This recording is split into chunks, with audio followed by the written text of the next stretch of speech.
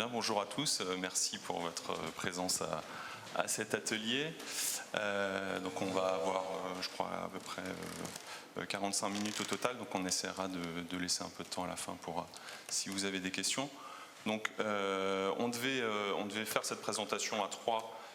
Donc avec moi, Guillaume Gerbert, donc, qui travaille chez Groupama, Francis, directeur de mission chez Foresight, et on devait être accompagné d'Ahmed qui travaille avec moi chez Groupama, mais malheureusement il a un petit souci de santé ce matin, donc il ne peut pas être présent.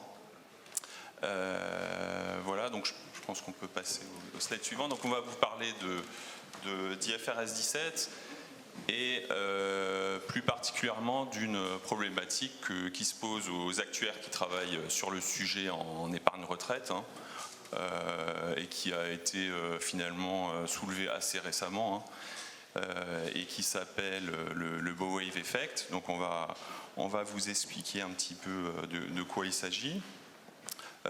Et donc ce qu'il faut savoir, c'est que cette problématique, elle touche directement à la détermination du risque de reconnaissance du résultat sous la norme IFRS 17. Donc juste pour ceux qui peut-être découvriraient cette norme, on va faire quelques rappels.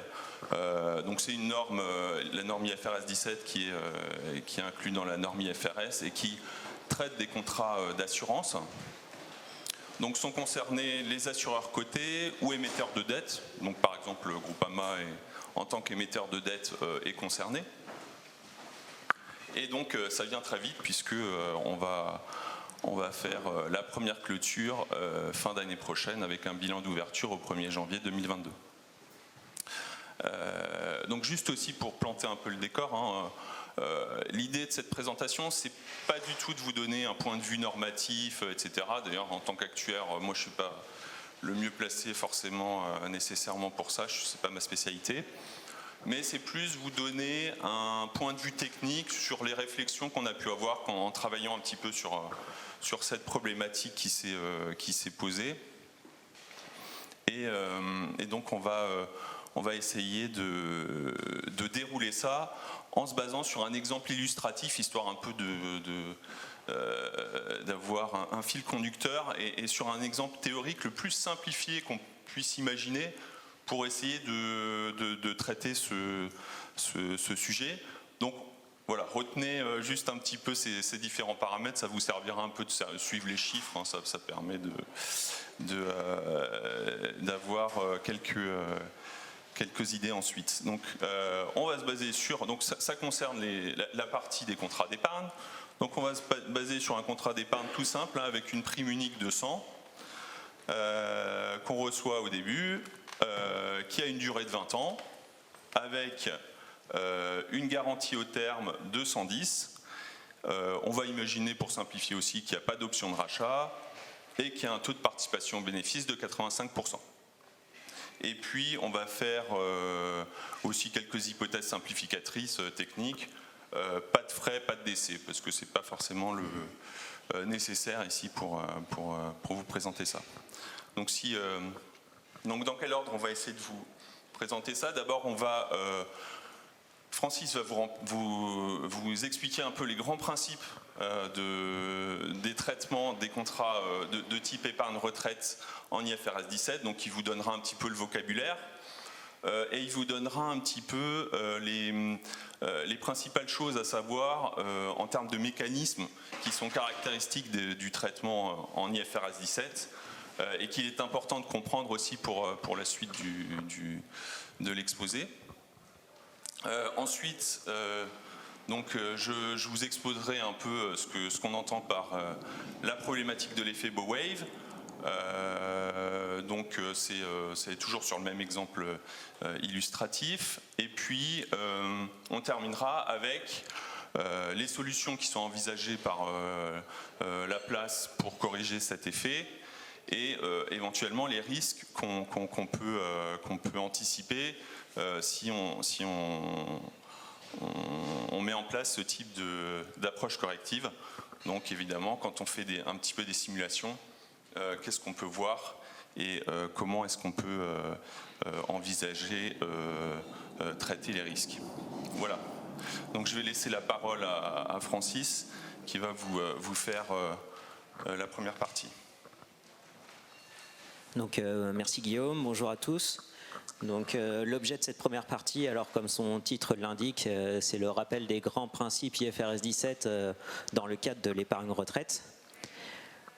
Alors pour les contrats participatifs directs tels que les contrats d'épargne retraite avec participation aux bénéfices où les prestations assurées et les marges pour l'assureur dépendent de l'actif, la norme a défini un modèle comptable spécifique, le modèle VFA, Variable Fee Approach. Ce modèle définit les interactions entre l'actif et les différents blocs de passifs, ainsi que les méthodes de reconnaissance du résultat. Caractéristique importante de ce modèle, c'est qu'il est basé sur une vision en juste valeur des actifs et des passifs. Donc, pour rappel, on va baser nos propos sur un exemple théorique. Donc, pour rappel, les caractéristiques, c'est une garantie au terme de 10 ans avec une garantie au terme de 110 avec un terme à 20 ans, un taux de participation aux bénéfices de 85% et des hypothèses financières, donc un taux sans risque de 1% et une prime de 100 qui est investie sur un actif avec les caractéristiques d'une prime de risque de 1% et une volatilité de 2%. Donc sur cette base, on observe un actif de 100 à la souscription et les blocs de passifs suivants, donc un best estimate, market consistant comme le demande la norme, donc calculé sur la base d'une courbe de taux IFRS 17 proche de la courbe de taux, d'une courbe de taux sans risque, mais qui comprend une prime d'illiquidité calibrée sur le portefeuille et qui inclut une valeur temps de la garantie. Du coup, un coût de la garantie, aussi appelé TIVOG, donc de 1 dans cet exemple. Le deuxième bloc du passif, le risk adjustment, est nul dans cet exemple illustratif volontairement. Et enfin, le troisième bloc, la CSM, la marge de service contractuel. Elle correspond à la réserve de profit futur, donc une réserve de profit attendue sur toute la période de couverture du contrat. Cette CSM a vocation à être relâchée en résultat et donc amortie et relâchée au rythme du service rendu. Donc pour les contrats d'épargne, on considère classiquement que le service rendu est proportionnel aux encours gérés. Donc pour l'amortissement, on parle d'unité de couverture. Dans notre exemple, l'unité de couverture seront les provisions mathématiques. Et enfin, dernière remarque sur ce slide, on observe qu'on a une CSM qui est strictement supérieure à 0, de 2. Donc on peut parler d'un contrat profitable. Cette CSM correspond donc à 15% de la prime de risque sur 20 ans. Donc c'est ce qui fait environ 3 moins le coût de la garantie, donc moins la TIVOG de 1, donc on est sur une CSM de 2. Ensuite, donc maintenant, l'idée c'est d'essayer de voir comment est-ce que les différents blocs du passif et l'actif vont interagir et comment est-ce que ça a été défini par ce modèle VFA. Donc on va se situer sur un scénario plutôt profitable avec une performance financière de 2%. Donc le premier événement qu'on a identifié, qui est identifié dans cet exemple, c'est vraiment le relâchement du coût de la garantie, donc le relâchement de la TIVOG, donc de 20 centimes, qui vient alimenter le stock de profit futur, la CSM. Ensuite, le deuxième événement, donc la désactualisation ou la performance financière sans risque de l'actif. Donc on observe bien cette performance à l'actif et l'effet de désactualisation dans le BE et un effet de capitalisation qui vient neutraliser l'ensemble de cet effet sur la CSM. Et enfin, dans ce scénario, on observe une surperformance financière. Surperformance, donc l'écart entre la performance attendue donc de 1% et la performance globale de 2%. Et donc cette surperformance à l'actif a un impact sur le best estimate pour la part assurée et sur la CSM pour la part assureur. Donc au global, la CSM avant amortissement évolue de l'accroissement de PVFP, dû d'une part au relâchement du coût de la garantie et d'autre part à l'évolution des conditions économiques. Donc on peut dire aussi que la CSM évolue de la variation de la part assureur, de la variation de l'actif ou de la variation d'entity share qu'on pourra réutiliser par la suite. Et ensuite, cette CSM est amortie et reconnue en résultat. Alors l'amortissement, ici, on est sur un amortissement linéaire. Pour rappel, donc on a une maturité, un terme de 20 ans et sans option de rachat. Donc sur ce contrat-là, et donc on a un amortissement linéaire en fonction des provisions mathématiques, donc de 1/20 environ fois le stock de CSM donc avant amortissement de 39, donc un amortissement de 12 centimes. En termes de présentation du PNL, ce qu'on observe, donc, c'est que l'amortissement de la CSM vient en revenu d'assurance et spécifiquement sur le modèle VFA, donc défini par la norme, le résultat financier est nul. Ça s'explique par la performance financière qui, elle, est totalement neutralisée d'une part par la part assurée qui vient augmenter le best estimate et la part assureur qui vient dans la CSM qui est par la suite amortie en revenu d'assurance. Alors pour compléter cette introduction et ce contexte sur le modèle VFA et sur la norme IFRS 17, il est important d'évoquer la composante de perte, le loss component. Alors pour cela, on repart toujours sur ce même exemple, mais avec un scénario sur la première année, avec une performance financière défavorable, négative de 9% dans ce scénario. Cette sous-performance financière qu'on a à l'actif impacte d'une part la part assurée, le best estimate de 5, et pour la part assureur de 5, donc la CSM. Toutefois, la CSM ne peut absorber qu'un choc de 2. Cette CSM ne peut être négative. Et donc par conséquent, on a une reconnaissance d'une composante de perte, donc un loss component de 2,78. Donc on peut qualifier et définir que notre groupe de contrats, notre contrat est devenu onéreux. La particularité, donc, c'est que cette composante de perte, ce stock de pertes futures, est directement reconnu en résultat, donc en charge d'assurance.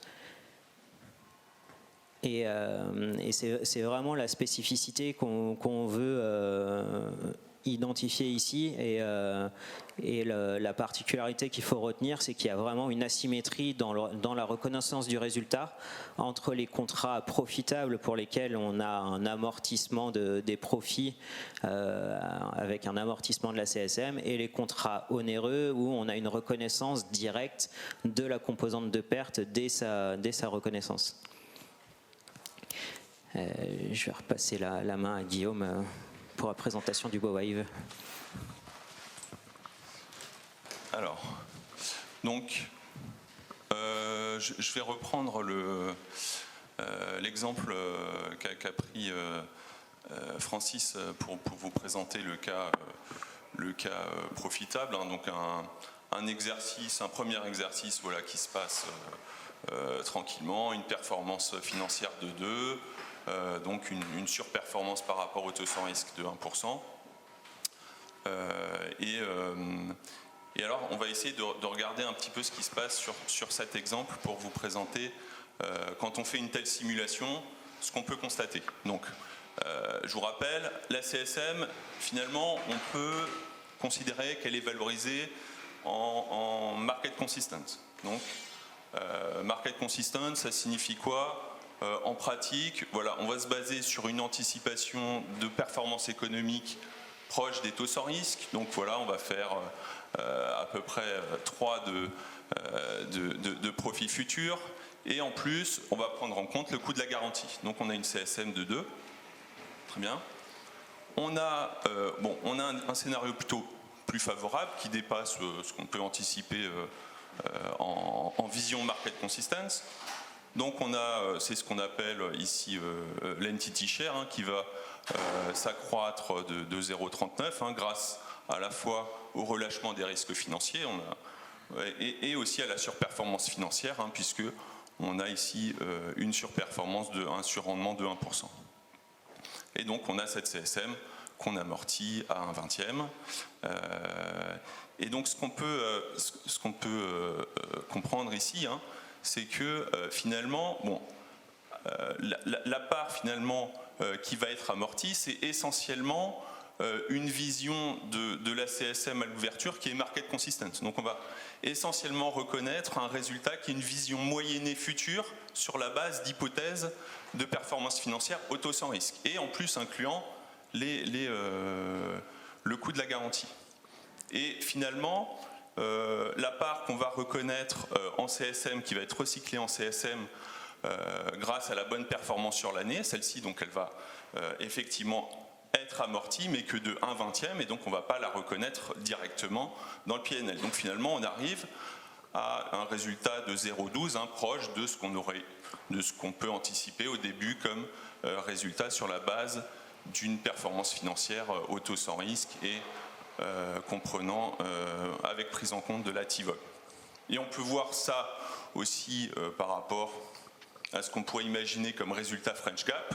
Hein, alors là, je fais une hypothèse que la performance financière est égale au dividende. Donc l'assureur prélève ses 15%, il fait 0,30. Donc on est sur un résultat IFRS 17 très inférieur au résultat French Gap dans cet exemple. Donc ça, c'est sur un exercice. Donc ce qu'on peut faire, voilà, assez naturellement, c'est regarder ce qui se passe si on déroule le contrat sur toute la durée dans un scénario, alors ici aussi totalement flat. Hein. Que se passe-t-il? Donc un totalement flat mais favorable, hein, puisque voilà, on a un actif avec une prime de risque, avec une performance financière de 2, donc une surperformance par rapport au taux sans risque de 1%. Que se passe-t-il dans ce scénario? Alors en fait, dans ce scénario, donc on part d'une CSM market consistent, et donc qu'est-ce qui va se passer chaque année? Comme on l'a vu là sur le premier exercice, hein, on va avoir de l'entity share là, enfin un surplus d'entity share lié aux deux phénomènes, hein, qui sont le relâchement des risques financiers et la surperformance par rapport au taux sans risque, donc des 1%. Donc ça, c'est ce graphique-là, ça vous donne l'entity share, donc la part des relâchements de TIVOG en jaune, et en bleu, la part relative à la prime de risque qui se réalise. Et donc, finalement, qu'une petite partie de ce surplus est reconnue en résultat, hein, si on base leur reconnaissance sur des coverage units qui sont basés sur les volumes. Et donc, qu'est-ce qui va se passer? Donc, au début, en fait, on va reconnaître des résultats proches de la vision des profits futurs en vision market consistent, entre guillemets. Et puis évidemment, hein, ces surplus, finalement, ils vont s'accumuler en CSM, ce qui explique qu'elles gonflent un peu au début. Et puis forcément, on rattrape ça à la fin. Et donc, on va avoir beaucoup plus de résultats à la fin. Et on va plutôt surestimer les résultats à la fin. Sachant qu'intuitivement, pour un tel scénario, pour un tel produit, on s'attendrait, voilà, on pourrait s'attendre. Après, c'est une question aussi philosophique. Hein, on pourrait s'attendre à quelque chose de plus flat, ou du point de vue normatif, peut-être qu'on s'attend à quelque chose de plus flat, et notamment, si on compare à ce que ça donne en French Gap dans ce scénario, on a quelque chose de de plus équilibré, de plus uniforme, et ça correspond peut-être plus intuitivement à ce qu'on s'attend à avoir. Donc, ça c'est juste pour vous préciser un petit peu quels sont les portefeuilles qui peuvent être concernés. Donc on a vu que l'effet Bow-Wave, finalement, il vient de deux facteurs. Le premier, c'est les relâchements des risques financiers, qui sont recyclés en CSM et qui sont réamortis sur toute la durée résiduelle.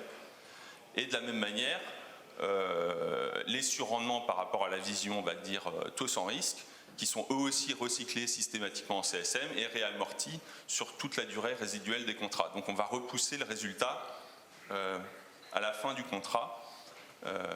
Et donc ces deux facteurs donc, font que finalement les principaux contrats qui vont être concernés par ça, ce sont ceux qui présentent des options et garanties, d'une part, et puis ceux dont les marges sont essentiellement assises sur les produits financiers. Donc on pense par exemple de l'épargne en euros dont le mode de rémunération de l'assureur est essentiellement assis sur des chargements sur la production financière. Par contre, si on s'intéresse à des contrats avec des garanties qui sont moins matérielles ou dont les chargements sur encours sont en pourcentage des encours, où les chargements sont en pourcentage des encours, là on a moins le phénomène. D'accord ? Donc, alors si on s'intéresse maintenant à ce qu'on peut envisager si on souhaite corriger cet effet qu'on peut considérer comme contre-intuitif d'avoir des résultats sous-estimés au début et puis qui s'envolent vers la fin, dans un scénario de type business plan, comment lisser ce résultat ? On peut imaginer essentiellement deux approches, soit considérer que finalement il vaut mieux calculer la part de CSM à amortir en PNL sur la base d'une CSM que je vais appeler Shadow, donc hors bilan, qui est basée sur des hypothèses monde réelles, donc ce qu'on anticipe avec des primes de risque pour corriger l'effet prime de risque, et donc tout en gardant l'unité de couverture ou la façon d'amortir basée sur les encours. Ça, c'est la première façon de faire, qu'on va qualifier plutôt de long terme. Et puis la deuxième approche possible, mais qui relève finalement de la même logique, c'est de se dire, j'anticipe en début d'année que ma variation d'entity share, donc ma variation de mon anticipation de mes profits futurs sur l'année, va être, je vais reconnaître en résultat le surplus que je vais constater sur cette anticipation d'entity share entre la vision monde réel de l'assureur à l'ouverture et la vision market consistent que j'ai implicitement dans ma CSM. Donc là aussi, finalement, ça va me permettre de capter en résultat le relâchement des risques financiers directement. Ce surplus il est composé du relâchement des risques financiers et aussi de la surperformance, on va dire, attendue à l'origine de type prime de risque, par exemple. D'accord ?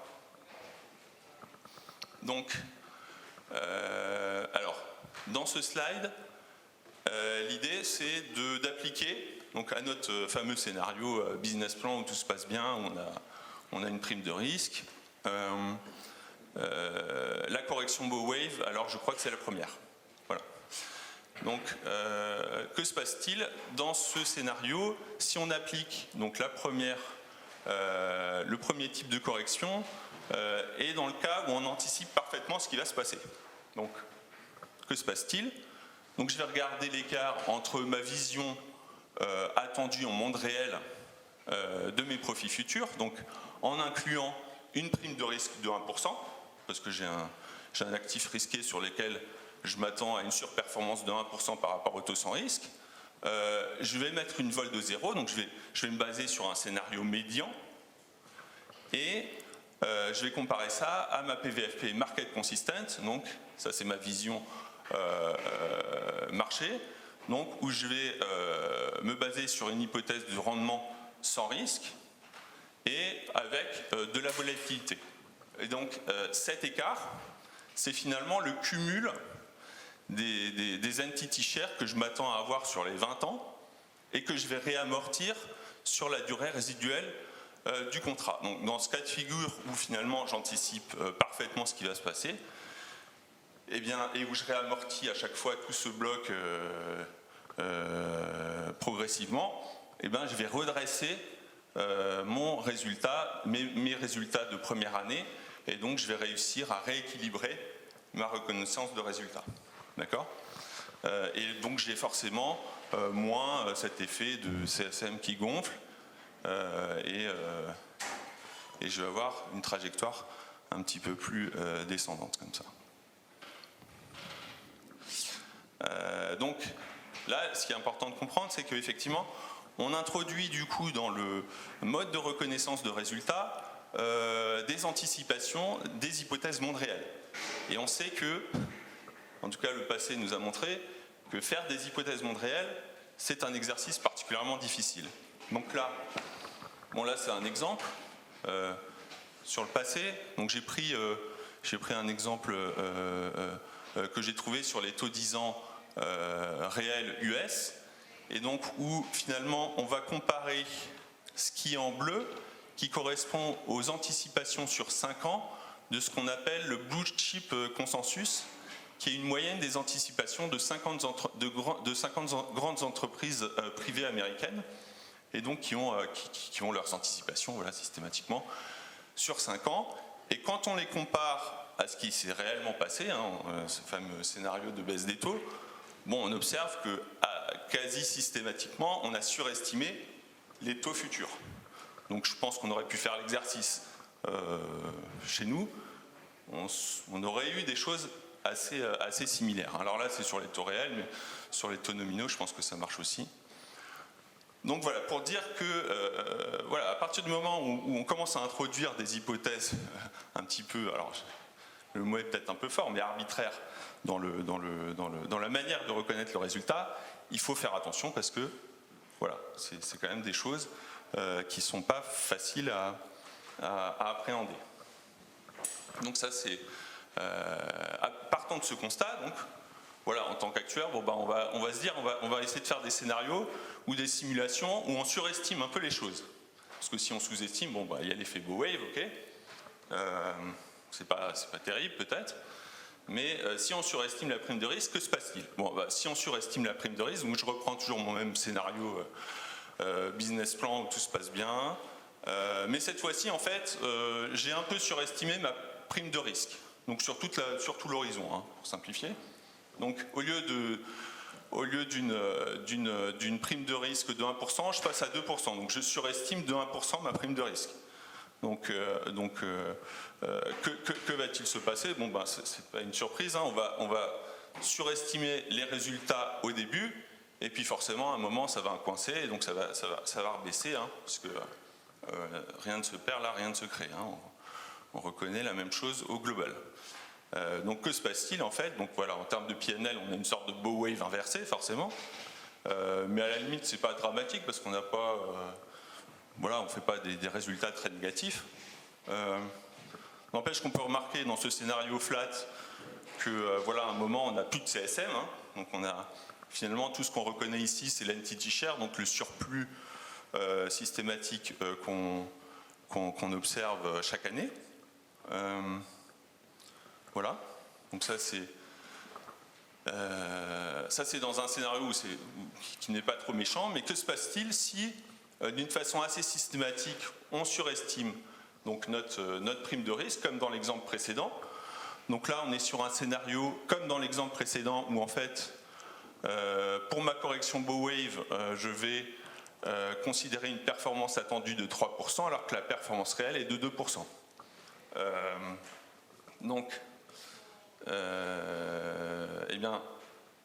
Je vais observer le même phénomène, je vais surconsommer ma CSM, et le problème c'est que si j'ai des chocs même ponctuels, forcément avec moins de CSM, j'ai un risque plus important de passer onéreux.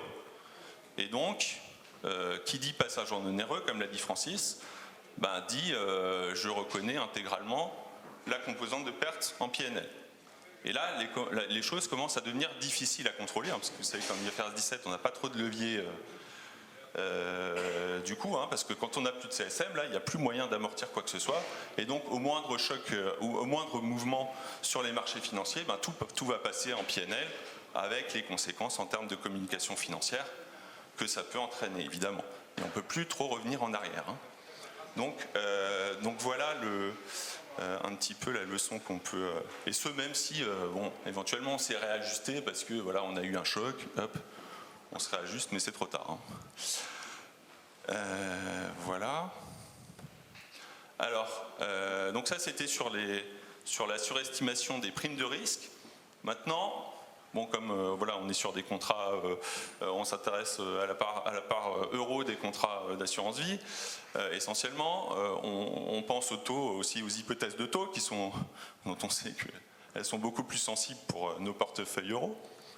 Et notamment, donc là, qu'est-ce qui se passe si on surestime les taux futurs? Donc pareil, on va changer un petit peu le scénario. Alors là, j'ai pris un scénario qui ressemble un petit peu à ce qu'on a connu par le passé, avec des taux qui baissent. Bon là, sur 15 ans, en partant de 3%, et au bout de 15 ans, on arrive à 0, et après, ça reste flat. Donc ça, c'est le scénario de taux. Par ailleurs, donc chose importante dans cet exemple, c'est de comprendre que la performance financière des actifs, alors c'est un peu caricatural, c'est qu'elle suit de façon parfaitement corrélée les taux sans risque. Donc la performance de l'actif, c'est les taux sans risque plus une prime de risque de 1%. Donc c'est un peu, de façon caricaturale, on pourrait comparer ça à un portefeuille qui a une position courte à l'actif par rapport au passif, donc totalement désadossé. Bon, c'est un peu extrême, mais on sait bien que sur les portefeuilles euros, on n'est pas totalement adossé. Donc c'est un peu pour grossir le trait. Et donc sur un tel portefeuille, même si et là je fais aussi l'hypothèse que la prime de risque, je l'anticipe parfaitement, donc le 1% il est bon.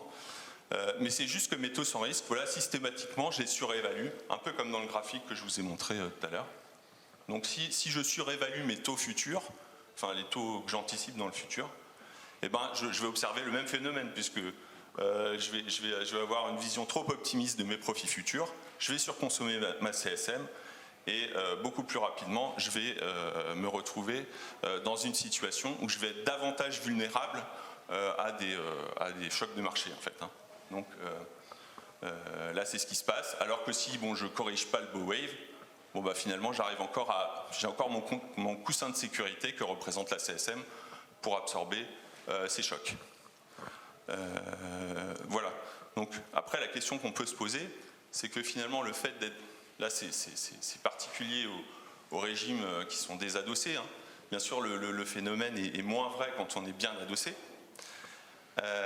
Mais pour les portefeuilles qui sont désadossés, on peut quand même s'interroger, dans le cadre de la correction bow wave, si le fait d'anticiper une déviation à la hausse des anticipations de taux futurs monde réel par rapport à la vision market consistence, et donc est-ce que les surplus qu'on pourrait constater avec une correction bow wave basée sur ces hypothèses seraient pertinentes s'agissant finalement d'une position, on va dire, actif-passif qu'on pourrait considérer comme étant spéculative, puisqu'on joue à la hausse. Donc là aussi, on peut s'interroger sur un traitement particulier des hypothèses de taux. Voilà. Donc ça termine les exemples. Donc juste en conclusion, ce qu'on aimerait, ce dont on aimerait vous faire part, c'est déjà, voilà, on a essayé de vous montrer que effectivement en VFA, le fait d'avoir une valorisation de la CSM market consistent combinée à une utilisation d'unités de couverture basée sur les encours, dans un scénario de business plan, si vous faites une simulation, en général, vous allez voir cet effet bow wave. Alors de façon plus ou moins marquée, en fonction de votre portefeuille, mais voilà, c'est souvent ce qu'on constate. Donc, si dans l'idée on voulait corriger cet effet bow wave, et si on a une vision finalement moyenne correcte de ce qui va se passer dans le futur, ça marche très bien. Les méthodes qu'on voit apparaître, elles marchent très bien. Mais ça marche quand ça se réalise en moyenne.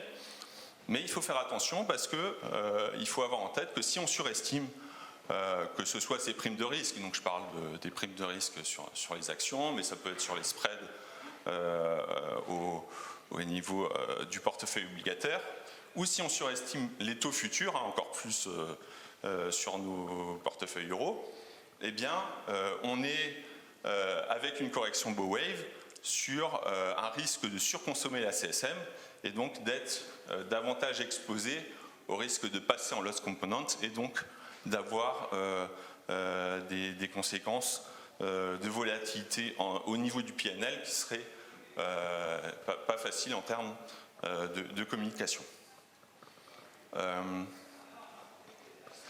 Voilà, donc en termes de points d'attention, donc ce qu'il faut se dire, c'est que ces hypothèses de surrendement monde réel qu'on introduirait dans la détermination du résultat, ce qui n'est pas du tout aujourd'hui le cas, donc forcément, il faut avoir en tête en tant qu'actuaire, je pense,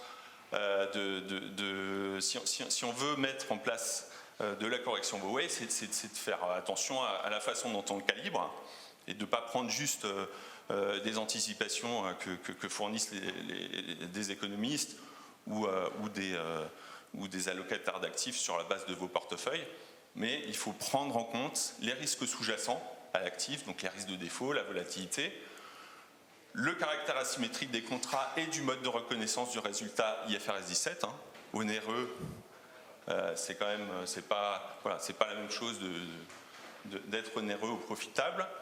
Et on a aussi on a évoqué la pertinence de capter l'effet de surrendement lié à la position spéculative qu'on pourrait considérer comme étant le cas dans le cadre d'une anticipation de hausse de taux et d'un portefeuille désadossé. Et ce, d'autant plus que, oui, le suivi de ce risque de surconsommation de CSM, on sait très bien qu'on est en vision market consistent, en vision fair value, en valeur de marché, et c'est très difficile de suivre sur la base de l'entity share année après année. On a notre entity share qui fait le yo-yo, c'est difficile de se rendre compte qu'on surconsomme, en tout cas, notre CSM. Donc c'est important de faire, donc c'est important de faire des scénarios prospectifs. Donc bon, déjà de vérifier sur les différents portefeuilles si l'effet bow wave présente un caractère significatif. Il se peut que ce soit moins le cas pour certains portefeuilles que pour d'autres, donc il faut faire des simulations. Je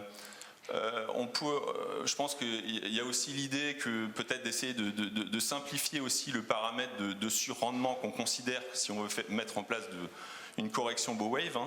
Donc la simplicité, ça simplifie aussi les analyses, le suivi.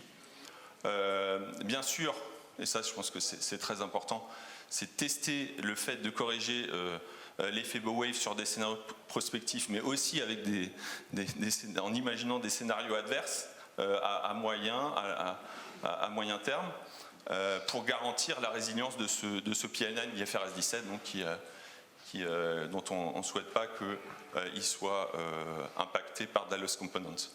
Et enfin, voilà, on peut après, évidemment, les primes de risque que peuvent sortir les économistes ou les allocataires d'actifs, il ne faut peut-être pas les prendre pour argent comptant et se contenter de ça, mais évidemment calibrer un petit peu par-dessus pour prendre en compte tous les risques évoqués précédemment. Et puis là, je remets la question de l'anticipation des taux futurs, qui est quand même très liée aussi à la position particulière actif-passif de nos portefeuilles. Est-ce qu'on souhaite capter des écarts par rapport à ça dans la correction bow wave? Voilà. Merci beaucoup.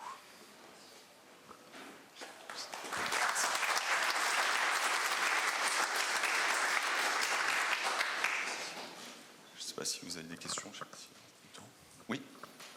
Alors, en fait, j'ai une question par rapport à votre étude sur l'anticipation des taux dans le monde réel. Vous concluez que finalement, on a tendance à les surestimer. Mais en fait, votre période d'analyse concerne une période de baisse des taux. Or, les prévisions, souvent, la meilleure prévision, c'est d'être pas très loin du taux actuel. Donc, quand on en perd des taux, on a effectivement une courbe assez proche de ce que vous aviez, c'est-à-dire que chaque fois qu'on fait la prévision, on stabilise et quand ça baisse, on est toujours au-dessus. Est-ce que vous avez pu tester cette hypothèse dans une période de hausse des taux, comme on a pu avoir par exemple dans les années 70 ? Alors là, nous, on ne l'a pas fait, mais je pense que c'est important de faire effectivement tous les scénarios. Hein. Parce que là, on est, en gros, voilà, on est à un niveau des taux qui fait que voilà, on peut anticiper soit un maintien des taux bas, donc déjà voir ça. Il y a quand même peut-être de temps en temps des analyses qui tendent à anticiper que les taux vont remonter, voilà, avec l'inflation, etc. Mais non, on n'a pas testé le cas de figure inverse, c'est-à-dire dans le cas d'une hausse des taux. Vous appelez actuelle, si elle était en hausse, ouais. de manière assez longue, parce que là, il y a des petites périodes de hausse et on voit quand même. Tout à fait, ouais. Mais dans une période assez longue de hausse des taux, si, compte tenu du biais des prévisionnistes consistant à en gros stabiliser avec une petite pente, on aurait plutôt donc une sous-estimation. L'inverse, ouais. Et donc ça, c'est important par rapport à ce que vous disiez à l'instant, où on anticipe plutôt quand même une remontée, on ne sait pas quand, mais plutôt ça. Là, ça aurait moins de conséquences, je pense, parce que du coup, enfin, si on est plutôt désadossé, hein, là, par contre, on serait plutôt prudent, puisqu'on anticiperait des taux inférieurs. Et donc, on serait plutôt dans réinjecter un peu de l'effet bow wave. Ouais. Ah, mais c'est intéressant parce que ça inverse en fait le risque. Tout à fait, ouais. Mais le risque est moins. Reposer sur les anticipations. Ouais, mais il est moins dangereux, quoi, parce que du coup, il y a moins le risque de surconsommer. Ouais.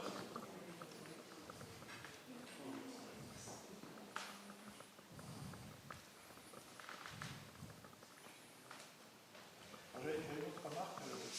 Je vous en prie, merci. Les anglo-saxons veulent toujours qu'on soit en market. Et alors finalement, la réflexion, elle aboutit dans le résultat d'accompagnement à, je dirais, identifier dans le résultat les chocs. Et donc, plus proche du market. Et donc, la question que je me posais quand vous étiez en train de développer votre présentation, c'est finalement, est-ce que c'est quelque chose, alors évidemment, c'est beaucoup moins prudent, mais est-ce que c'est quelque chose qu'il faut finalement, moi, en tant que Français, j'aurais plutôt tendance à dire, ah non, c'est d'avoir des matelas et tout ça. Mais je me demande si les anglo-saxons ne sont pas dans l'idée de dire, bon, quand il y a des profits, on les prend, quand il y a des pertes, on les matérialise, et puis ça, c'est le marché. Et quand si on se casse la figure, c'est pas grave, les mauvais sont rachetés par les bons, et puis c'est ça la sélection du capitalisme. Ouais, c'est une autre philosophie. Vous voyez vos grands chocs là avec des pertes. Ouais, alors là, les pertes importantes, c'est parce qu'on passe en loss components. Par contre, si on a de la CSM, finalement, bon, on relisse quand même les variations. On la lisse, mais beaucoup. Mais effectivement, ouais. Donc voilà, la CSM, l'idée de la CSM, ça marche bien tant qu'on en a, quoi. Bon, aujourd'hui, bon, la situation est quand même assez.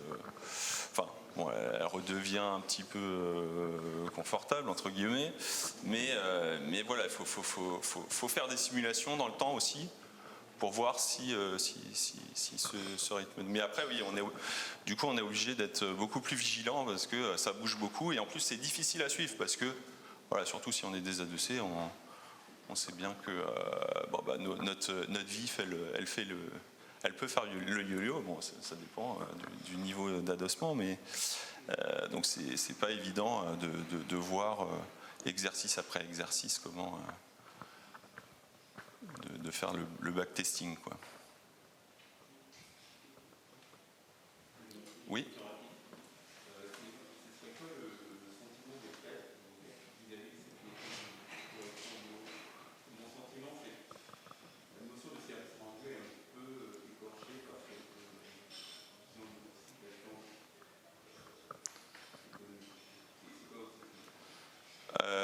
La correction Huawei, c'est ça ?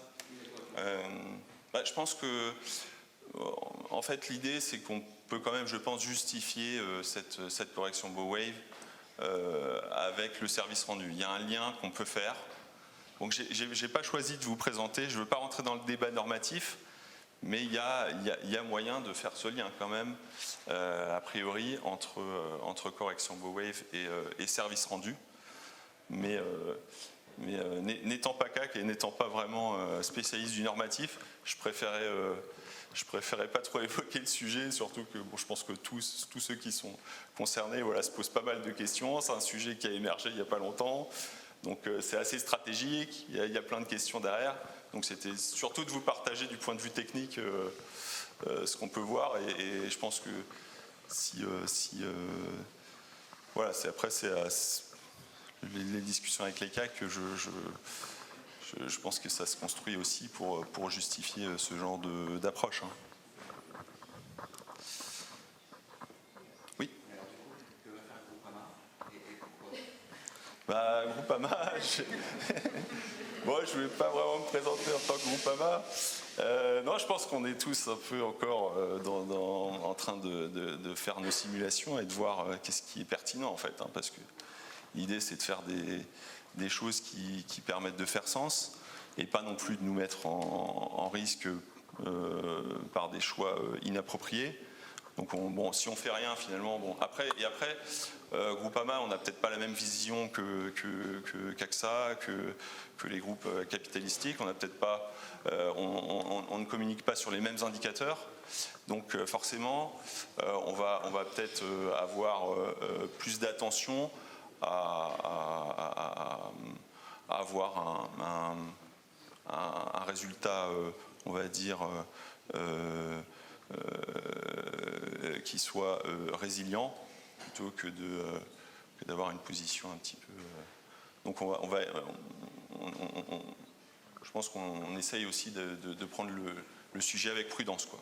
C'est ça un peu le message. Même si vous éloignez à ce moment-là du résultat French Gap. Comment? Même si vous éloignez du résultat French Gap. Si vous éloigne du résultat French Gap. Si nous éloigne du résultat French Gap. C'est un peu le sujet. Après, c'est très dépendant du niveau. Du coup, on devient très dépendant aussi du niveau des. Là, on lisse davantage les choses. On devient moins dépendant aussi des variations. Ce qu'on voit un petit peu, mais on devient moins dépendant aussi des variations de marché. Avec cette vision, on peut davantage lisser les choses.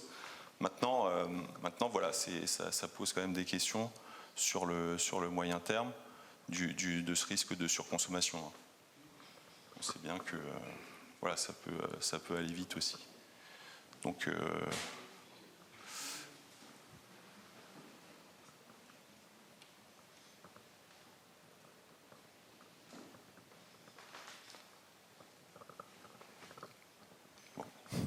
merci beaucoup. Merci.